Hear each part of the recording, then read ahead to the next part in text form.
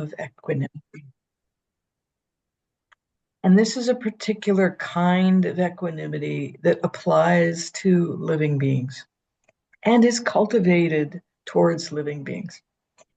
More than any of the other Brahma Viharas, Metta, Karuna, or Mudita, the cultivation of Upekkha uses other beings, but it's very clear the cultivation is in our own hearts. This is true for all the Brahma Viharas, but it's particularly obvious for Upekkha. In this world we live in, right now, in the 21st century, we really, really need this quality of heart, this quality of mind, because other beings can be the cause of pleasure or pain, gain or loss, fame or disrepute, praise or blame. Other beings can be the source of a feeling of security or feelings of fear. Those first four pairs are, of course, the four worldly winds. They happen all the time everywhere, and it has been forever. How we respond to these is up to us. How we respond to how other people are, how other people act in the world, how other people treat us or speak to us is up to us.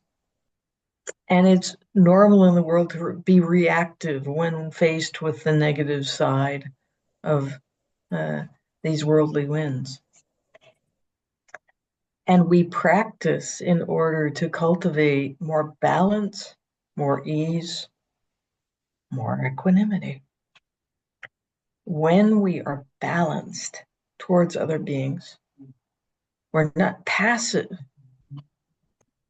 However, we can act and speak from a place that is so much more powerful than simple reactivity. So we'll cultivate upekkha, using other beings as objects, meaning we use other beings in this practice to bring up any reactivity that might be latent or in the background. And just as with the other Brahma Vihara practices, we go through a sequence of categories, starting where it's easy. So this week we'll go through the sequence of categories, cultivating equanimity towards beings. And we'll meet here every day in the morning to practice together, to get practice guidance for the day. And those of you who have registered for the retreat, after that, or in the afternoon, there will be group interviews. And for everybody at the beginning of each session in the morning, there'll be a chance to share. So I really encourage each of you to bring this practice into every corner of your life. Of course, because you're home and perhaps going to work, you won't be able to do intensive practice all day long. But an open, fluid Upekkha practice makes a huge difference in the day, and it can be cultivated anywhere and anytime. And then we'll be meeting again here for a Dhamma talk that I will give in the evening. If, because of work commitments or something, you cannot attend that, it will be recorded. So does anybody have any questions about practicalities? If nobody does, let's dive in. So beginning the Upekkha practice, where it's easy. Unlike the metta practice, this is not ourself. In fact, in the Upekkha practice, we come at the end of the sequence, so you can relax. So we begin the Upekkha practice with somebody who is neutral. So somebody we neither love nor hate, but whom we can picture, we can imagine them in our mind's eye. It can be somebody at work, somebody at a shop you go to frequently, somebody who you see if you take the same train every morning to work and they do too. Somebody who maybe lives nearby you and you see them walking their dog past your house. somebody like this. Don't try to pick the perfect person. That's impossible. Just the first person that comes to mind. And we'll be doing a second neutral person tomorrow. This is simply to give us a start and begin the practice. The wish for this person is actually as much a wish for ourselves, because the proximate cause of upekkha is understanding actions have consequences. And where we happen to be in our lives right now is a consequence of those actions in the past, as well as causes and conditions, all these things out of control. So the classic Pali phrase for Upekkha practice is a simple word, which I like a lot. Normally, I would say use your own language, but the Pali is extremely simple. It's simply kamasaka. And I just sent it, I put it up on a chat. So if you need to see it written, it will be there on your screen. What this word means simply is ownership of action. Other phrases you can use are much, much longer and more complicated. So you can say something like, I can wish you well, but your happiness or unhappiness depends upon your actions, not upon my wishes for you. So you see why the Pali is much easier to use in this case. Finding a way to express for yourself in your own language, no matter what that is, whether it's Italian or French or German or Hindi. May you be happy, and this is up to your actions and causes and conditions, and I can't do anything about it. And that's a long meaning, but you may be able to find a way to express that you like a lot more than Kamasaka.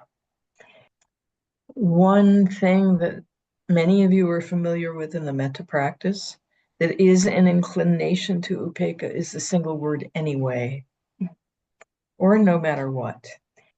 So you can use those single words like anyway as a way to incline to it, upekkha. And this is less a wish for that person. Behind the upekkha, of course, is all the other Brahma Viharas. May you be happy, free from suffering. Anyway, it's the anyway part that's being emphasized here. So there's no need to cultivate a wish for the well-being or freedom from suffering for that being, that neutral being. That is assumed in the background, bringing into the foreground Kamasaka. So this will feel very different than you're used to it if you're used to the other Brahma Viharas. Please don't assume you're doing something wrong when it feels different. It will feel different. So we do this practice in the very same way. We bring that person to heart and mind, repeat the phrase, let it resonate for a moment, over and over and over again. So let's begin the practice now. So getting comfortable. When you're ready, closing your eyes. Taking a moment to settle into the body with open awareness. Consciously relaxing any place that might be tight. Taking a couple of deep breaths. Feeling into the heart center as you do. You can put your hand there if it helps you feel that. And when you have a basic connection with this mind and body here and now, you can begin the Upekkha practice by bringing this person to heart and mind, this neutral person, and repeating the Upekkha phrase that you've chosen.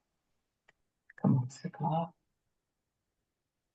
Or your happiness depends upon your actions, not upon my wishes. Or simply actions, not wishes. Or anyway, making sure you maintain the connection with this person. This is not an intellectual practice at all.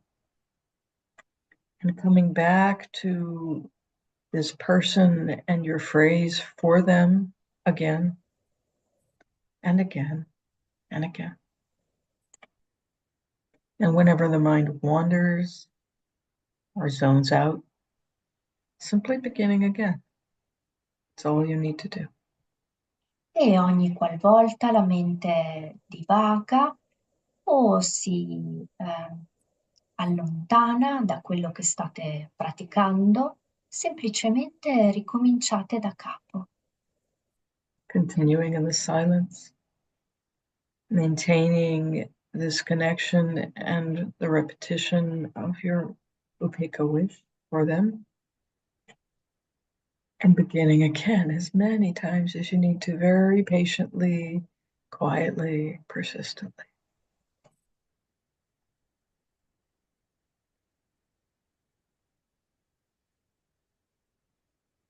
Thank you for your practice.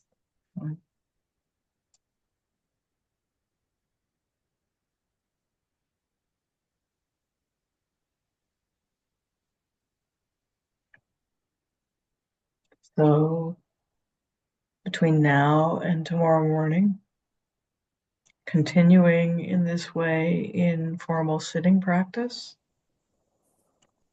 and formal walking practice, remembering that in the walking practice, you don't need to do vipassana, just amble back and forth, repeating the phrase, connecting with this person. And in general activities, everything else that you do, anytime you encounter someone, another being, you can cultivate this quality of mind for them, a human being, a non-human being.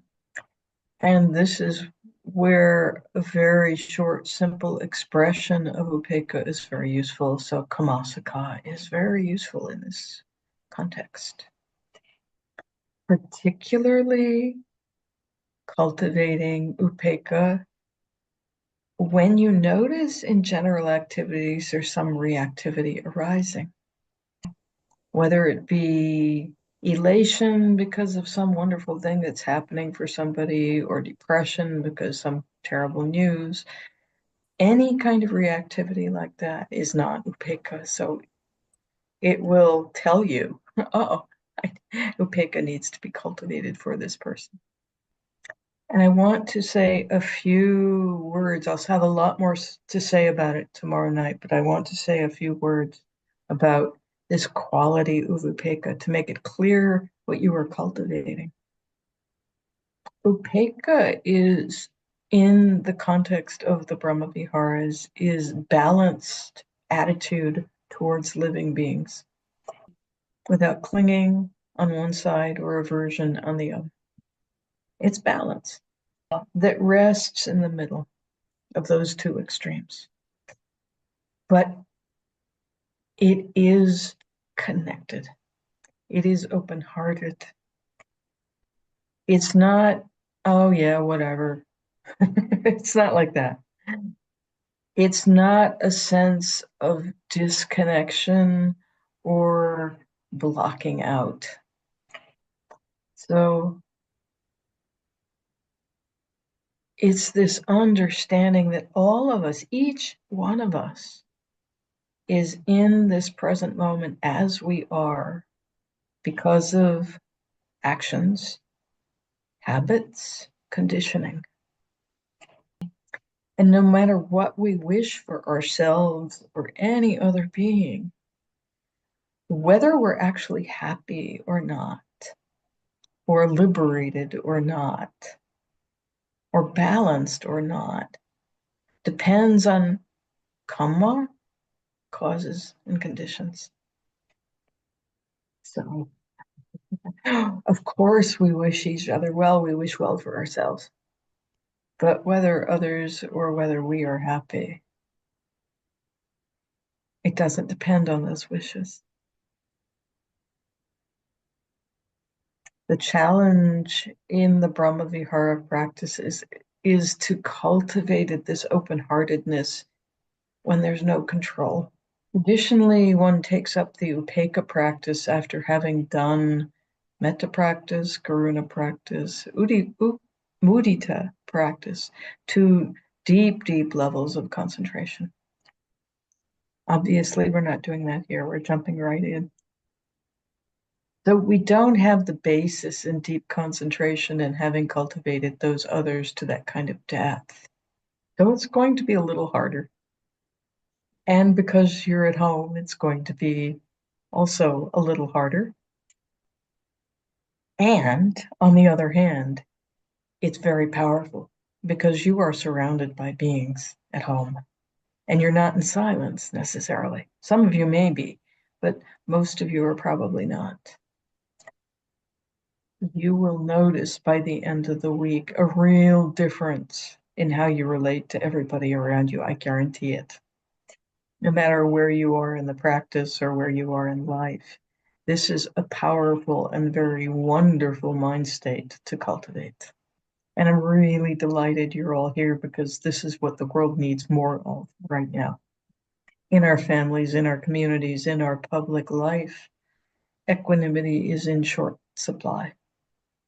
So thank you in advance for cultivating this. And I can't think of a better time of year to be doing this. So I really look forward to our time together and to hearing from some of you about your practice and continuing with this neutral person until tomorrow morning. And this meditation space is open at those times in the schedule where it's indicated. Marcella and I may be here, we may not be here, but I really encourage you to come on the screen because it's a support to everybody. And you're most welcome to bring your animals. I see a few, and it's really heartwarming to see children do. So thank you, everybody. And thank you, Federica. And Federica, are there any lingering announcements you need to make?